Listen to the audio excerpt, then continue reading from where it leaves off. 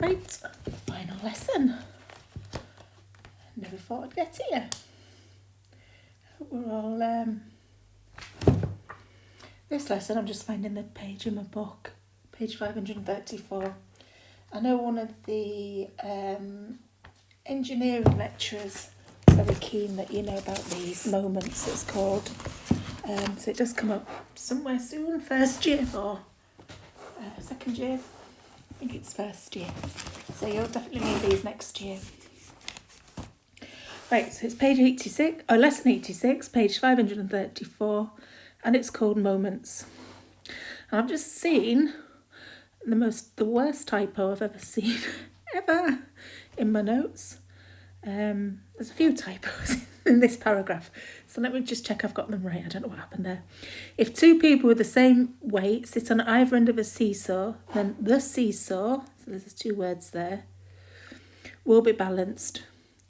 If one person moves forwards, that should say, I really don't know why.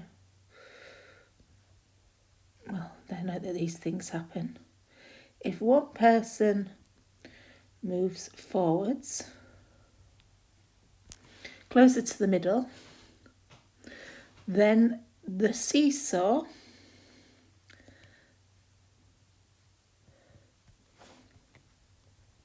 sorry about this, oops, then the seesaw will lift up at that end. Okay.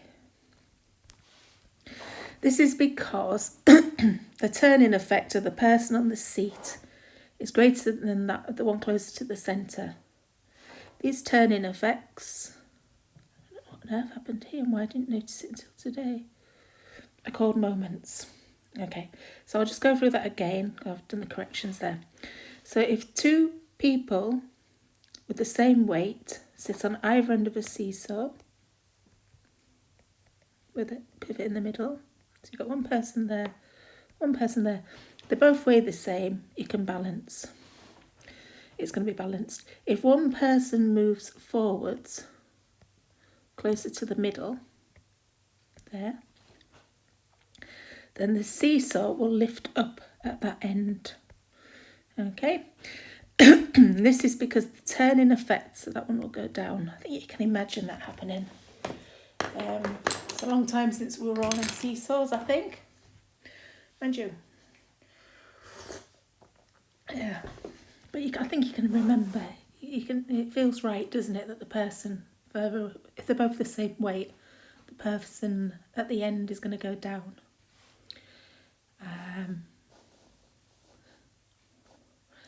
This is because the turning effect on the person on the seat is greater than the one closest to the centre. These turning effects are called moments. Okay, so what it is, the turning effect is a combination of, it's the weight and the distance. So if you multiply them together, that's going to be smaller than if you do it with the person on the other end. That distance and that weight. Okay, so it's a combination of those two factors, the distance. Okay, and the biggest one, when you multiply them together, will have the greatest effect. So, key point. If a force F acts at a perpendicular distance from a point P, then the turning effects or moment of F about P is the product F times P. So that's F multiplied by P. Moments are measured in Newton meters. We draw the force F as a line and D is the perpendicular distance from the line to the point P. So this perpendicular, that's important to stress. The perpendicular distance, that's important. The diagram below shows this for one person sitting on a seesaw. I'll put that diagram in here. Diagram above. Okay. So we've got the pivot there. Okay. We've got one person sat on the seesaw. That's too long, that line.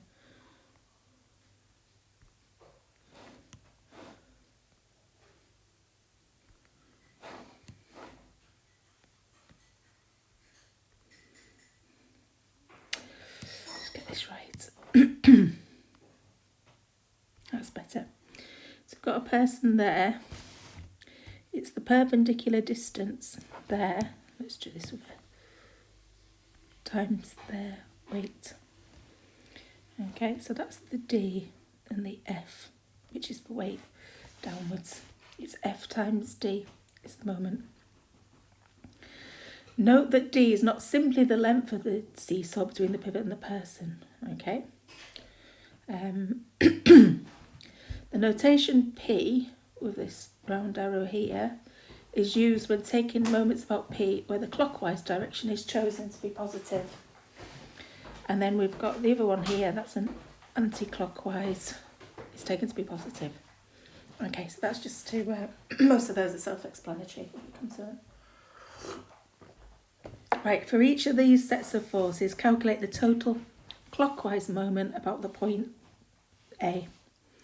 So the first one is we've got a weight of 10 newtons, so that's A there. A weight of 10 newtons at a distance 3 metres right of the point A. It's got 10 newtons there. Yeah, so that's left, that's right. So that was a fluke that got that on the right side. And that's 3 metres. So clockwise, that's going to be 3 times 10, which is 30 Newton metres. What the notation are, because it's newtons times metres.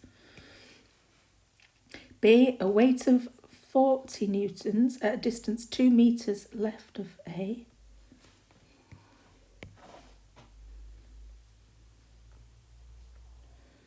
And a weight of 30 newtons, 5 metres. That should be right. I'm really sorry about these typos today. I wonder why that is. I thought these were okay. 2 metres, 5 metres. So there's A there. 40 newtons this way. Down there. And then that side, 30 newtons that way. Okay, so clockwise is positive, okay. So this is going to be, this one is going to go that way, so that's going to be negative. That's going to be anti-clockwise. So we've got 5 times 30 minus 2 times 40, 150 minus 80 is 70 newtons meters.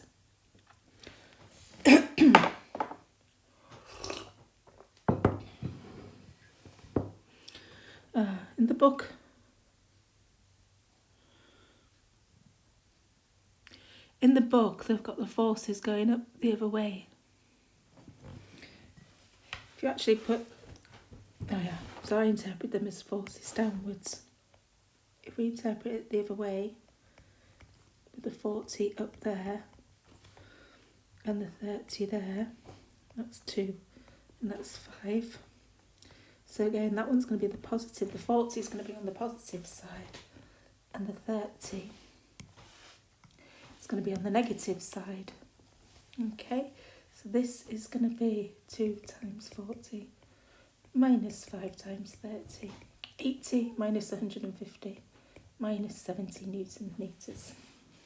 Okay, it doesn't say here whether it's up or down. So it doesn't matter as long as you just got to be consistent. And that's quite useful to see that the direction changes the sign. Okay, I've got space for number C, part C. A force of 30 newtons upwards combined with a force of 50 newtons to the left, both 2 meters above and 5 meters to the right of A.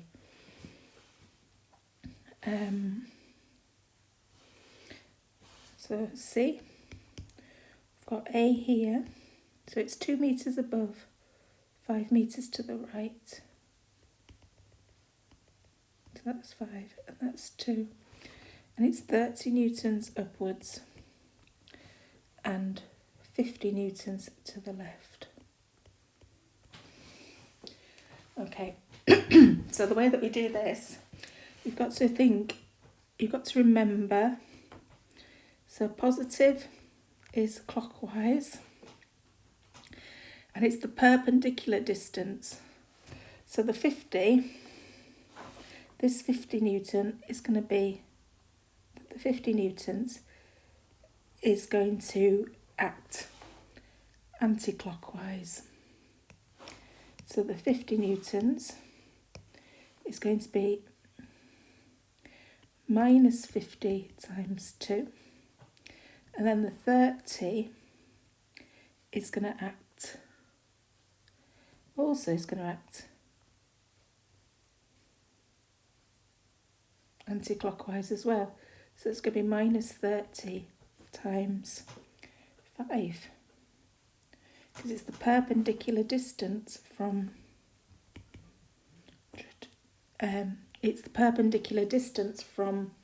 the point where we're acting on.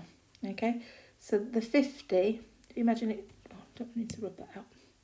The 50, because it acts along here, that's the perpendicular distance there. The 30 is the 5. Okay, so it's minus 250 newtons meters. Okay.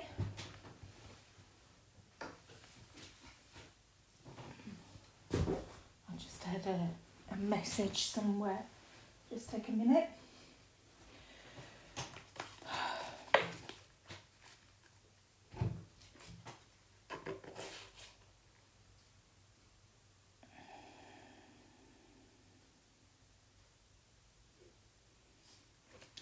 Right.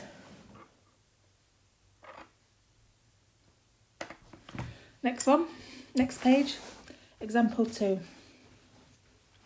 The force 2I minus 3J is applied at point A with position vector 3I plus J.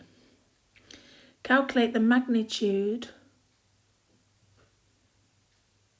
of the moment of this force about the point B with position vector I minus J. Okay, so A is 3 across and 1 up. 1 up, 1, 2, 3. So that's going to be the origin there. I'll do a rough diagram. So A is 3, 1. And then B is 1I minus J.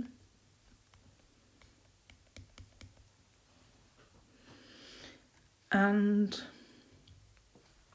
here we've got 2I minus 3J. So it's 2I minus 3J acting on A,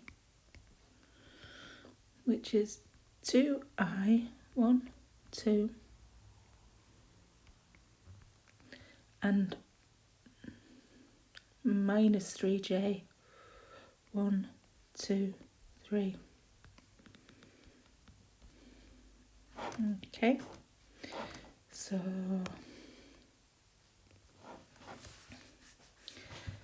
we need, so that's 2 in that direction and 3 that way. The fact that I put the arrow headers downwards, it's just the size. So we need to work out the perpendicular distance from point B. So if we start with this 2, the perpendicular distance is actually 2. Okay, because it goes back 1. This 2 acts like this. Okay, and it's the fact. Let me just do this with a highlighter. It's that bit there times the 2. So we can say, and that's going to act in a clockwise way. It's going to pull it around like so. So we can say it's a force of 2 and it's a 2 perpendicular distance 2 from B. So it's 4 Newton meters. this one, the 3, I need to change the colour a little bit here. Change it to green. The 3 is acting 2 away. Okay, don't need that extra line. And that's going to go in also in a clockwise direction. Okay, so this one here, this one here is 3 times 2, which is 6 Newton meters. Okay, so we've got the clockwise, the total clockwise moment,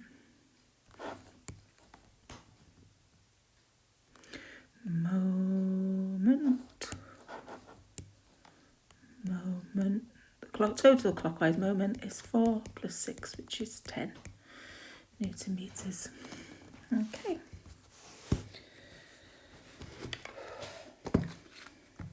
Right. Next one.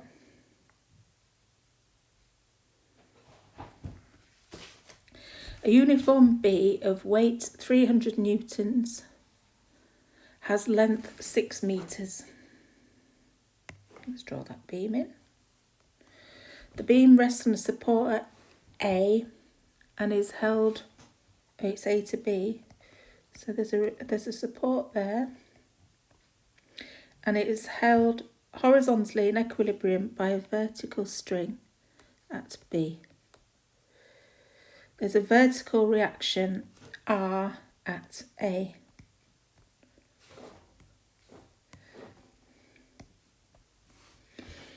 Okay, calculate the tension in the string. So this 300 newtons, we always assume that the mass acts through the centre of the object, or in this case it's the beam. Okay, so it's length 6, that means that length there is 3. That length there is 3 as well. Okay, right, so the 300 newtons force, that's going to be going that way around. So that's going to be a positive 300 times 3, which is 900. And then the T is going to be, that's going to be going that way around. So it's minus T times 6. Now because it's in equilibrium, 900 minus 6T is 0. So therefore the tension in the string is 900 divided by 6, which is 150 newtons. Okay. Yes, by taking moments at A, we don't have to worry about R. Because it's at 0 distance from A, hence the unknown force is eliminated from the equation. But once we've got what T is, we can now say what R is 150 newtons anyway, because the ups have to equal the downs. But you don't need to worry about it. You can work it out by the moments. Example 4, example 5, example 6. I don't know what I'll do with my days when all these are done. Right, example 4. A uniform beam AB of weight 540 has a length of 5 meters. Okay. Oh, why am I doing that there? That's not what it is. I didn't mean to put that there. The 540 acts through the middle. Is what I need to. That's what I'm supposed to write there. So this is A, this is B. It rests in equilibrium on 2 supports C and D. C is 0.8 meters from A. So that's 0.8 meters there. The 540 acts through the middle. So at 2.5, so that means that's 1.7 meters there. And D is 1.5 meters from B. So it's like that's C, and that's D. That's 1.5 meters. So that's 1 meter there. Okay, Find the values of the vertical reactions P and Q acting at C and D respectively. So we've got a reaction there, P, reaction there, Q.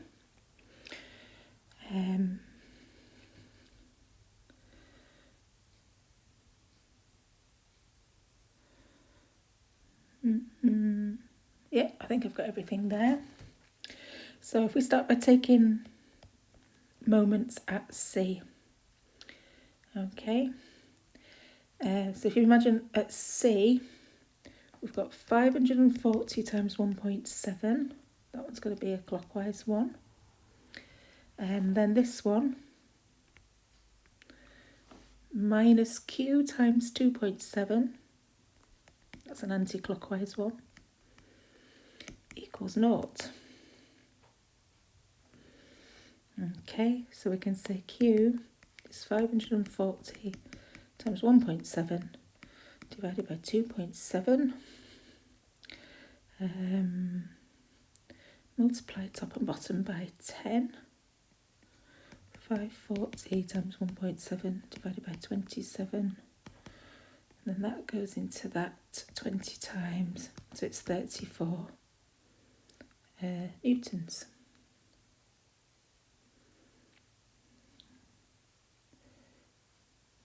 Oh, no, it's 200. I've got to multiply top and bottom. That was a bit small.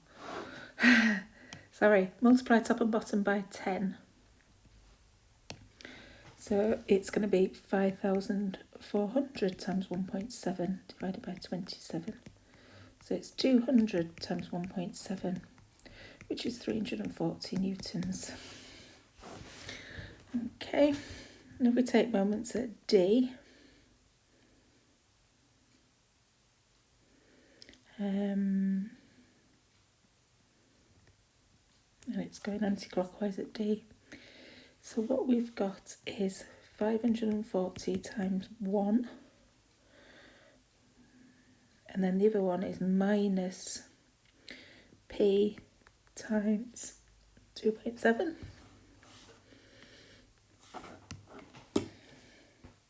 Same numbers, different order, which makes sense, doesn't it? 540 times 1. So that's that one with that one. And then the other one, I'll do that slightly darker, is P times all that one. So they're going, so this time that one goes that way round from, so that's the positive and that one's negative. Good. Right, so therefore P is 540 divided by 2.7, which is 5,400 divided by 27, which is 200 newtons.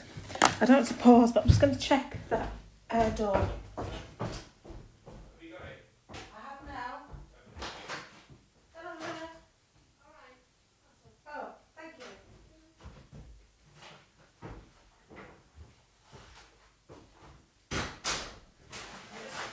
I was just taking, but I've got it all now.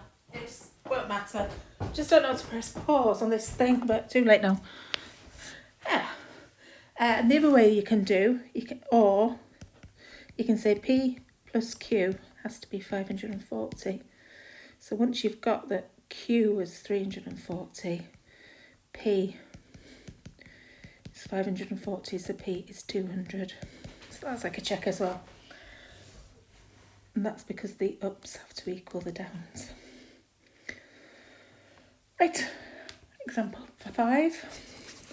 A light rigid rod, AB, rests in equilibrium on a support at C as shown. Let's see there in the diagram. Got P there. Okay. A 20 Newton weight is attached to the rod at A, and a 70 Newton weight is attached to the rod at D. A 50 Newton upwards force is applied at B. Find the length Y and the force P exerted by the support on the rod. Okay, so I can see straight away that P, if we say that the ups have to equal the downs, P plus 50, it's got to be 20 plus 70. So therefore P is 40 newtons. Okay, so that one drops out quite straightforward without having to do any moments. So we need the length Y now. Yeah. So we take moments at C. Okay. The one at A is anti-clockwise. C we don't have to worry about. The one at D is clockwise, and the one at B is going to be anti-clockwise. So the D is positive. So the D one is 2 times, so that one's positive, that's a negative, that's a negative. 2 times 70. And then I'll go back to the one at A, minus 20 times 1, and then minus 50 times 2 plus Y equals 0, because they're all balanced. Okay, so that's 140 minus 20 minus 100 minus 50Y is 0. Okay, so 50Y, so that's add that to each side. So 140, take away 100 is 40, take away 20 is 20. So Y is 20 over 50, which is 0.4 of a metre. Okay, that's the answer there. So, yeah.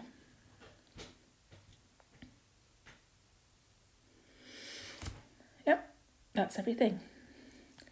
Last example. A uniform beam AB of length 6, AB, and weight 300 newtons, rests in equilibrium on supports C and D, where A to C is 1 metre, B to D is 2 metres, so that's downwards, that's upwards, upwards, downwards. 100 Newton weight is attached at A. Find the largest weight W which can be applied at B for the beam to remain in equilibrium. Okay. So let's have a look at this. Let's take moments at C. First of all,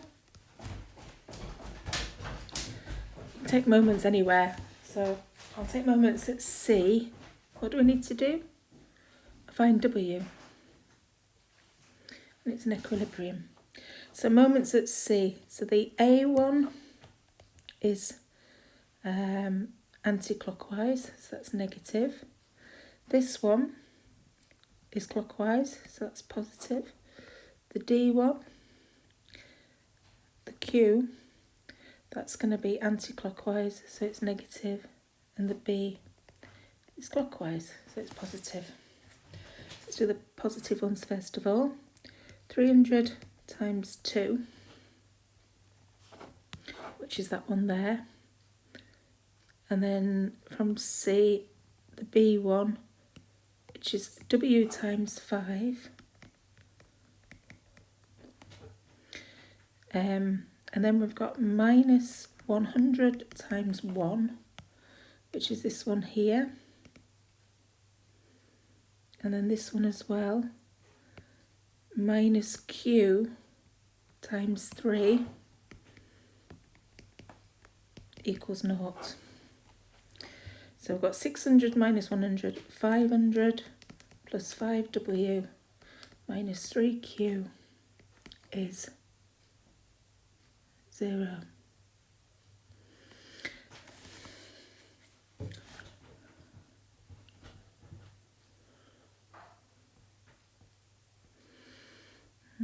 Okay, I've just seen in the book they've done this one really quickly. I'll carry on doing this way, then we'll go through their quick way in a minute. Let's take moments at D. So some of these are going to change signs now. Moments at D. So that's a positive. That one's going to be a negative. That's going to be a negative. And that's going to be a positive. So do the positive ones first of all.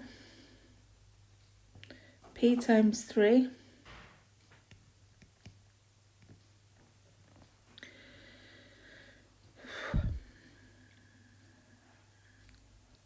Plus moments at D, and then this is W times Q, W times 2, so it's that one, P times 3, W times 2, and then these two are negatives. So the A one, so that's going to be minus 100 times 4, minus 1 times 300. They're the two negatives.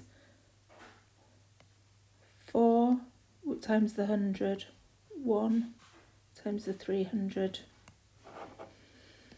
equals 0.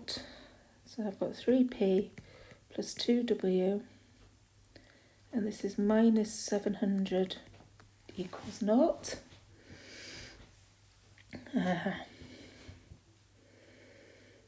And then finally, because the ups equals the downs, we got P plus Q is 400 plus W.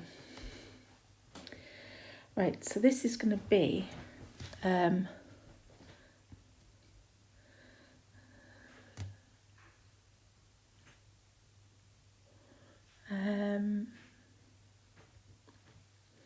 simultaneous equations in 4 things with 3 unknowns. So W equals P plus Q minus 400. So I'll substitute that. That's equation 1. That's going to be equation 2. So where there's a W, 500 plus 5, P plus Q minus 400 minus 3Q equals 0. This is taking a long time. I should really read the answer in the book. That's really quick. Let's just carry on and then I'll do it that way as well afterwards. 500 plus 5p plus 5q minus 2000 minus 3q equals 0. So I've got 5p plus 2q equals 1500. Because we're going to have 500 minus 2000 on the left, minus 1500 on the left, 1500 on the left, plus 1500 on the right. And then substitute it into equation 2. Substitute for W in equation 2 as well. We get 3p plus 2w. The 2w is 2p plus 2q minus 800 minus 700 equals 0. So 5p plus 2q equals 1500. Right. So I've got 2 equations. They've both narrowed down to the same equation. I'm going to rub all this out. I don't know. Oh no, I'm not going to rub that out. I'll rub that out. Let's put that A back. I will look at the answer in the book. I'm going to cheat, which is a bit naughty. The last example as well. It's not really cheating. It's just that didn't lead to a solution. It could have done, but it didn't. Okay, so let's have a little look in the book. This is page 538. I'll take this solution from. They've done it in about 1 line. So, sorry to waste your time like that. Okay, so we've got, I must have missed something else. For the largest value, so it starts, I'll just copy it. for the largest value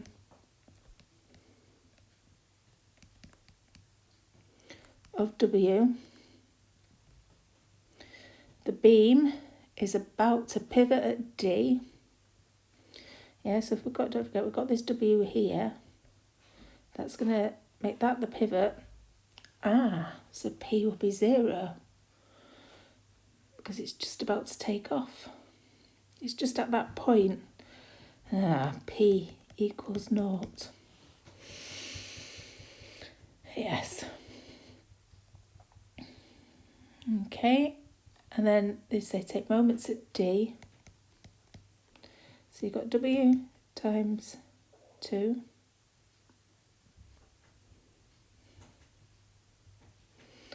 So we've got the W times the 2, which is that one there. That one's, yeah. And then the P is 0, so that we don't have to worry about that one.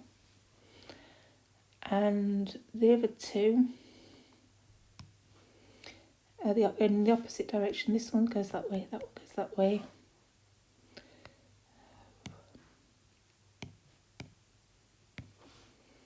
So this one is 1 times 300. That's minus 1 times 300. And then the next one, it's a darker yellow. It's going to be this one times 100, that distance. Minus, and that's also going that way around. So that's a negative, that's a negative, that's the positive. So minus 4 times 100 equals 0. P equals 0. So W times 2 is, what did I do before? Something like 3P plus 2W. Anyway. W times 2 is therefore equals to 700. So W is 350. So the thing which I missed is that it's just at the point of tipping over, and at that point it loses contact at C, so there's no longer any normal reaction, so P is 0. Brilliant. Okay.